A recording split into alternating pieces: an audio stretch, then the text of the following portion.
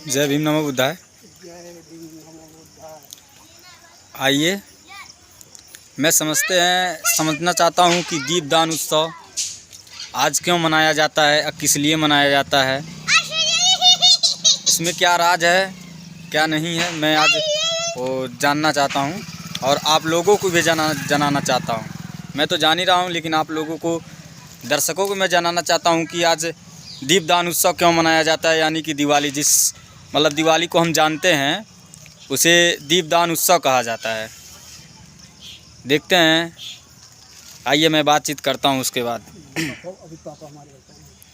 अभी हमारे बड़ा पापा हैं जो आपको वीडियो दिया हूँ थोड़ी देर पहले, वही हैं, अभी बताएंगे क्या है क्या नहीं है, सब चीज़ बताएंगे। उसमें मैं मिलाता हूँ।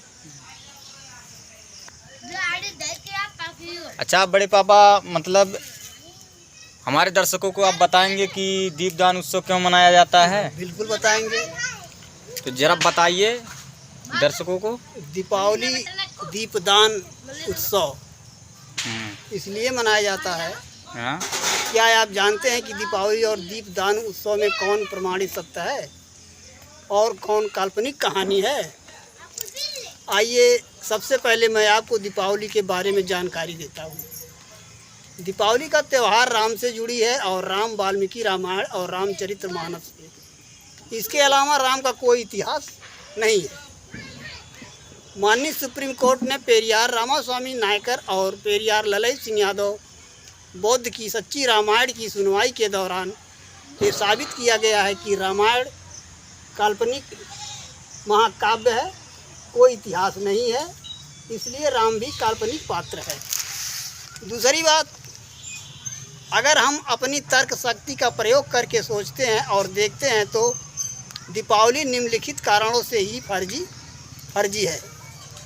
रामायण के अनुसार अगर दीपावली राम की अयोध्या वापसी की खुशी में मनाते हैं तो राम के अनुसार ही राम चैत्र मास में लंका से अयोध्या वापस आते हैं, जबकि दीपावली कुआर कार्तिक के महीने में मनाते हैं। क्यों?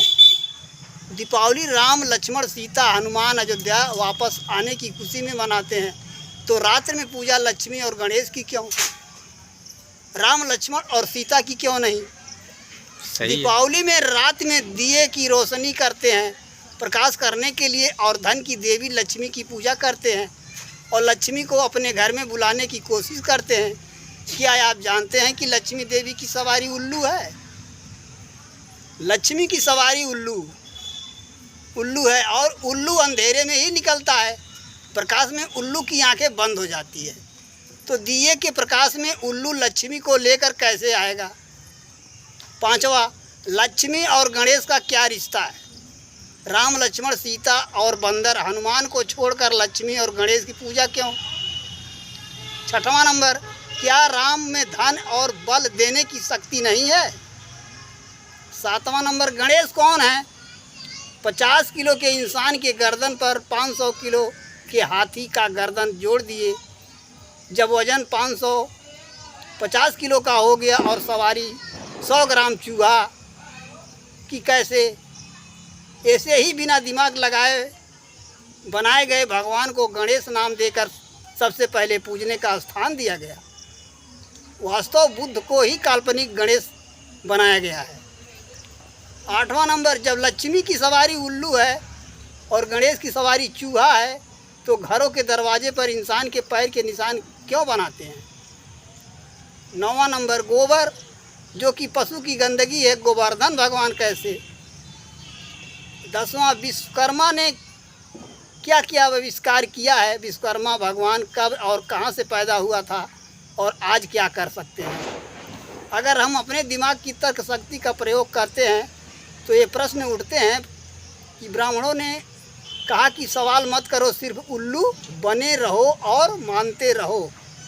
तो धर्म गुरुओं ने कहा था कि धर्म में सवाल मत करो, जैसा हमने कहा बस मान लो।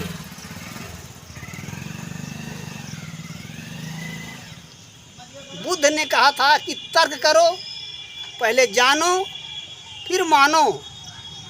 दीपदानोत्सव क्या है और क्यों मनाते हैं? दीपदानोत्सव मनाने के मुख्य 3 कारण हैं।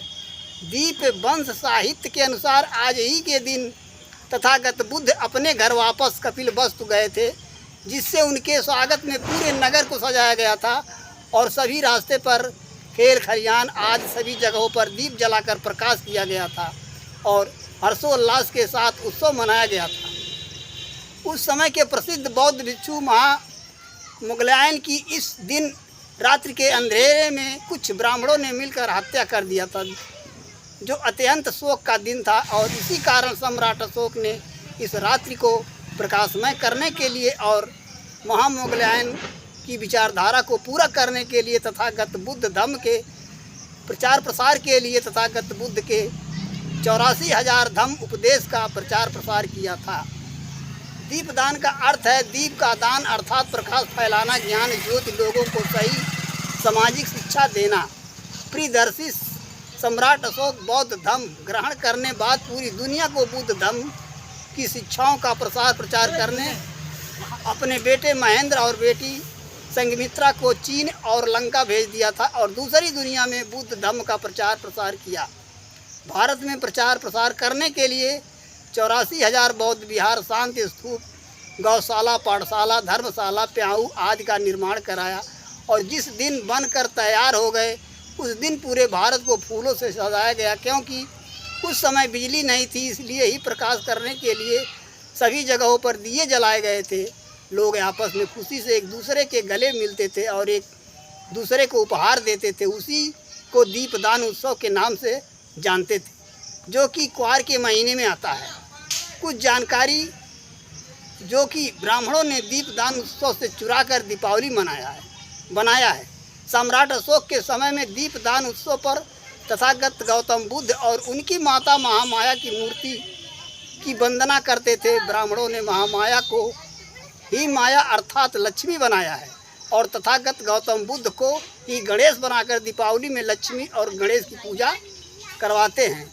इसलिए दीपदान उत्सव में हम तथागत गौतम बुद्ध और उनकी माता महामाया और आज हम सम्राट अशोक और बाबा साहब डॉक्टर अम्बेडकर की मूर्ति या फोटो सामने रखकर वंदना करते हैं। तथागत गौतम बुद्ध अपने जीवन काल में पैदल ही पूरे भारत में घूम कर धम्म का प्रचार प्रसार करते रहे। इसलिए घरों में बनाए जाने वाले पैरों के निशान लक्ष्मी के नहीं बल्कि तथागत गौतम बुद्ध के हैं। दीपदान उत्सव कैसे मनाएं? साय 7-8 बजे सभी अपने घरों में प्रकाश करने के लिए दिए और मोमबत्तियां जलाएं और घरों के बाहर भी मोमबत्तियां और दिए जलाएं। ध्यान रहे कि तेल या घी नहीं जलाना है। रात को 9 बजे सभी परिवार के साथ एक जगह बैठे तथागत गौतम बुद्ध, प्रियदर्शी सम्राट अशोक, ज्योतिबा राव फूले, बाबा साहब डॉक्टर अम्बेडकर की मूर्ति या फोटो को ऊंचे स्थान पर रखें और पूरे परिवार द्वारा उन पर फूल डलवाएं। 3 या 5 मोमबत्तियां जलाएं और 5 अगरबत्ती जलाएं। पूरे परिवार के साथ बैठकर बुद्ध धम्म संघ को नमन करें और निम्नलिखित पाठ पढ़े। बुद्ध वंदना, त्रिशरण, पंचशील, बाबा साहब डॉक्टर अम्बेडकर द्वारा निर्धारित 22 प्रतिज्ञाओं का शपथ लें।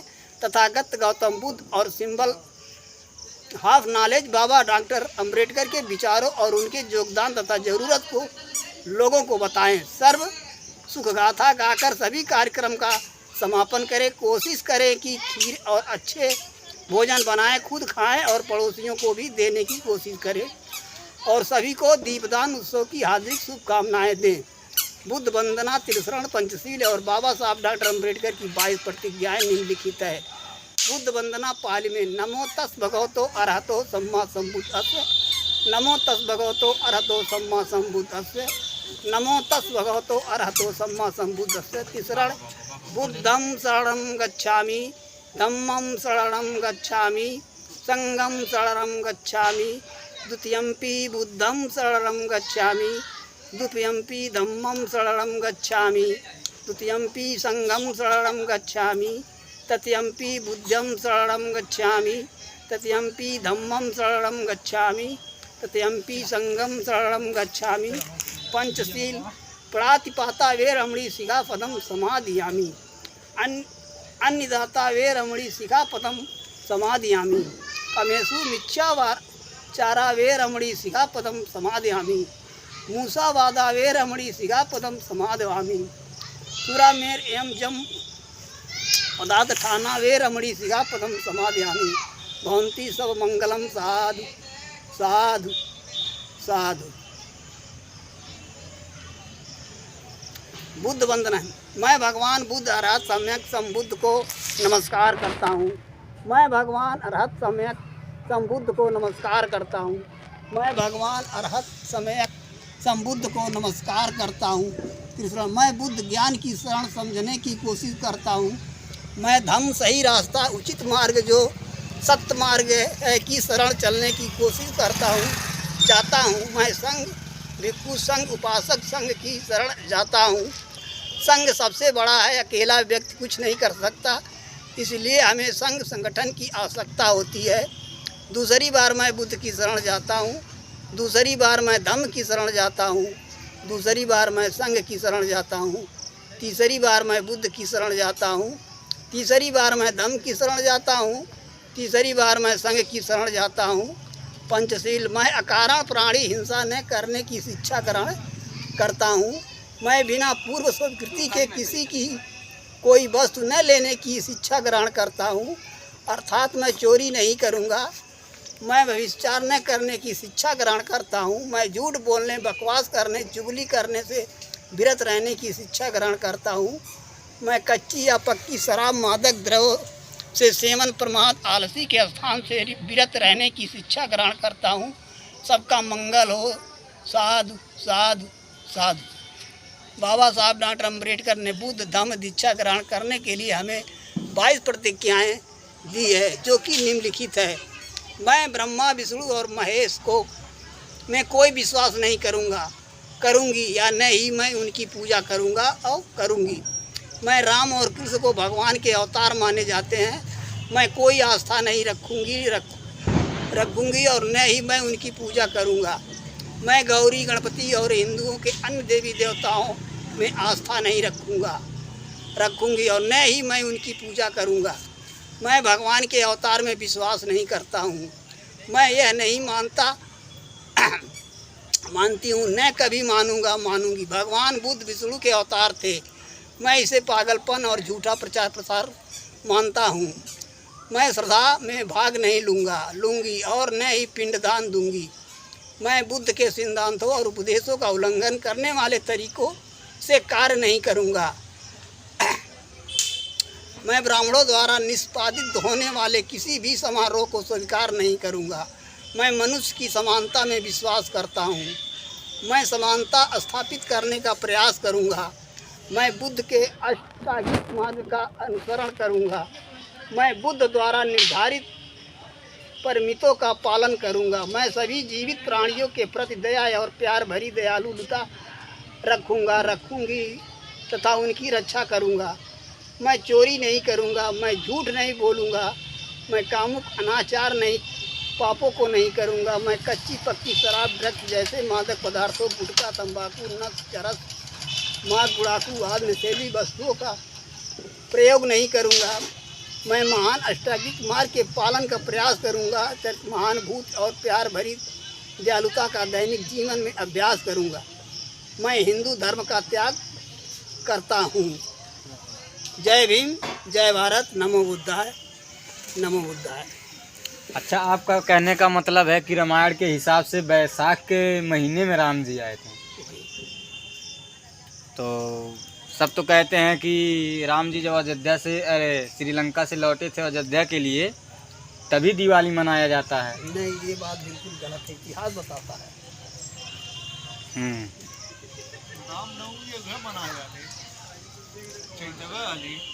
जय भीम, नमो बुद्धाय। आप लोग कमेंट करके ज़रूर बताएंगे ये वीडियो कैसे लगा है, यह बात सच है या नहीं।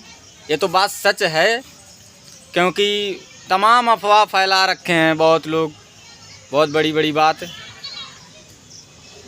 एक बार कमेंट में अपना राय ज़रूर लिखें, कमेंट करना ना भूलें, क्योंकि रात हो गया, ज़्यादा समय हो रहा है।